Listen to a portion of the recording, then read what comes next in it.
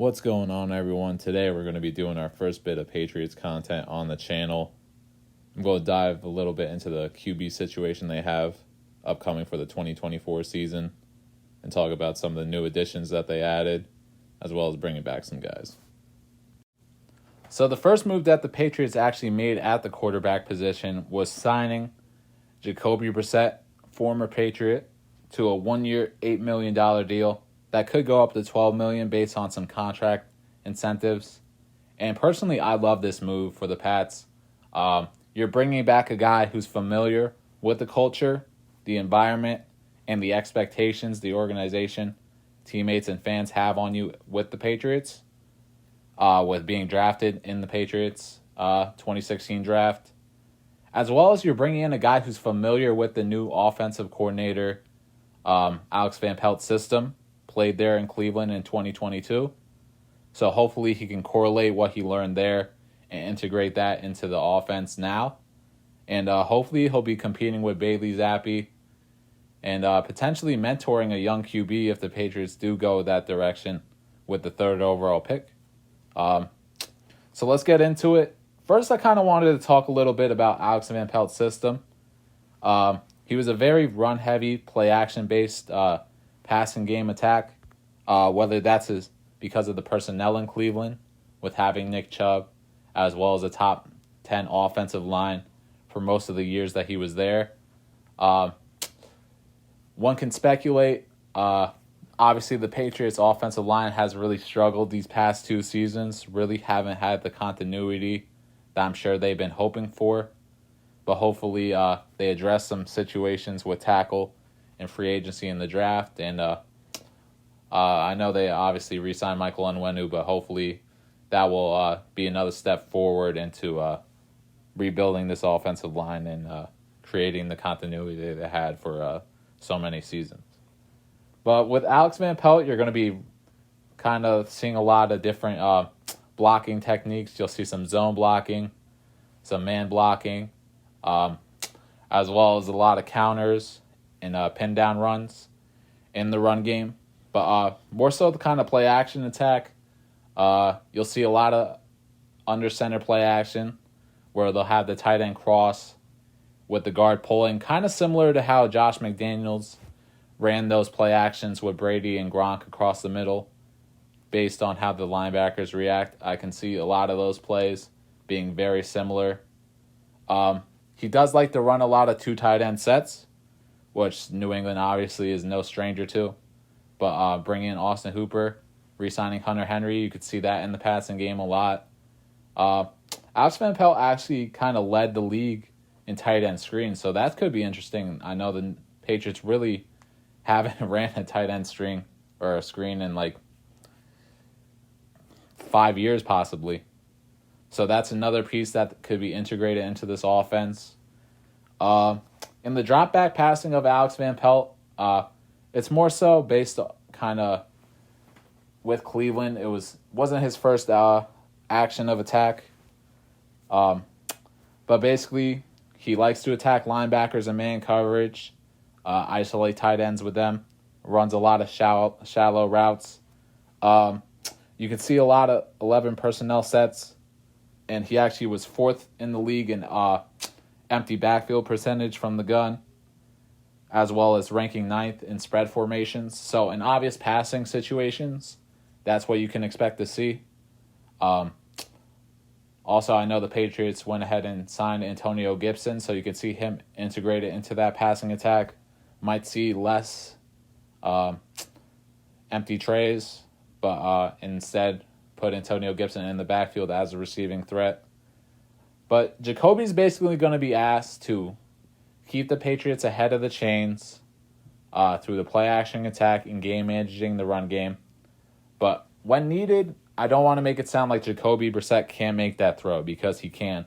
Looking at his numbers in Cleveland, his big-time throw percentage was around 5% compared to his 3% of a turnover-worthy play. His yards per attempt kind of replicates what I said. It's only 7.1. Basically just keeping the offense moving, keeping the chains going.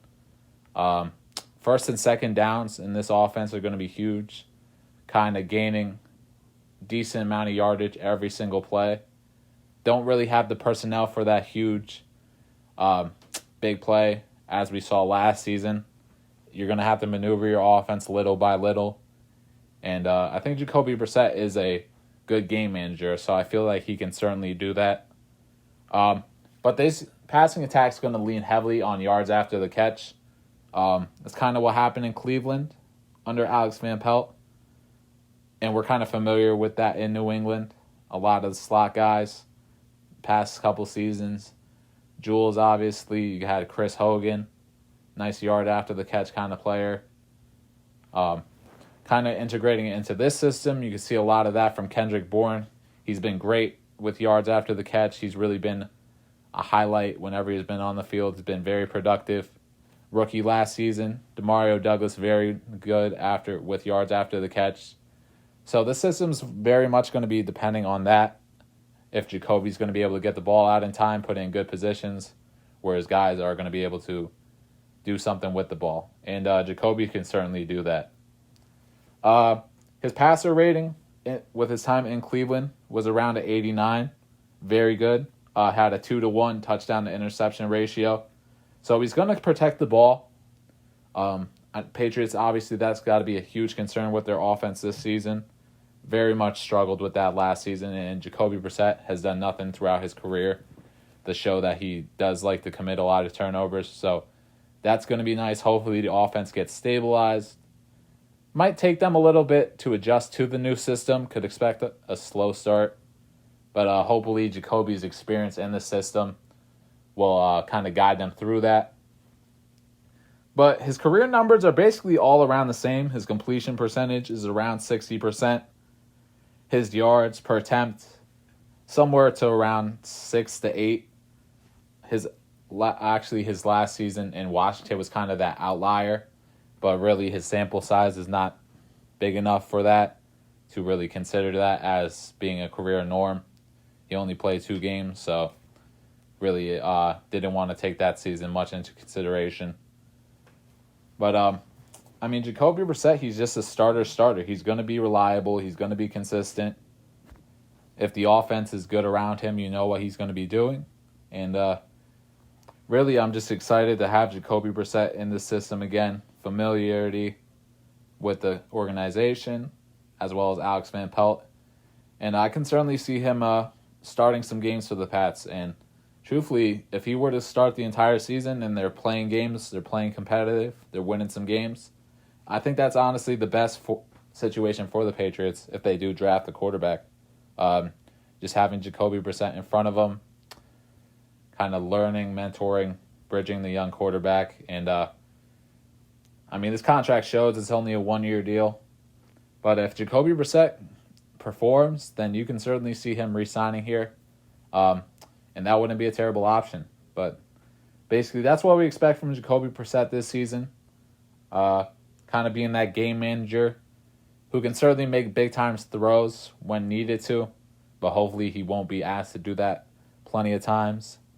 And can't wait to see Jacoby hit the field. The next move that the Patriots made at the quarterback position was actually re-signing quarterback Nathan Rourke. You picked him off waivers last year from the Jaguars. Spent a little bit of time in the Canadian Football League, which is really where we're going to get most of his stats from. Really hasn't had a chance to really prove himself in the league yet, but the Patriots thought very highly of him last year. They carried him as their third quarterback for a portion of the season. And then towards the end of the Mac Jones saga, really had him as that backup to Bailey Zappi. So the organization clearly thinks a lot of him.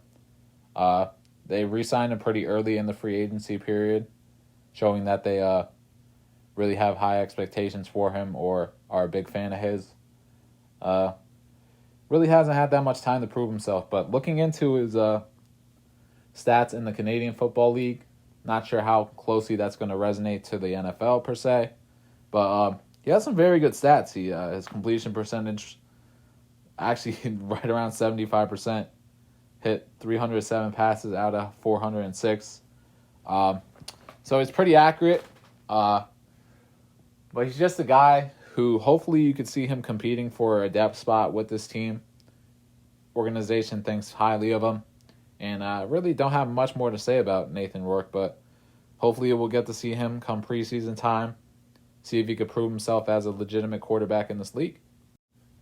All right, everyone, so that's pretty much my thoughts on what the Patriots did with adding Jacoby Brissett and re-signing Nathan Rourke. Hopefully you could potentially see a new quarterback targeted through the draft and compete with Bailey Zappi as well as Jacoby Brissett for a potential starting spot on this team. But thank you all so much for watching, and I appreciate it.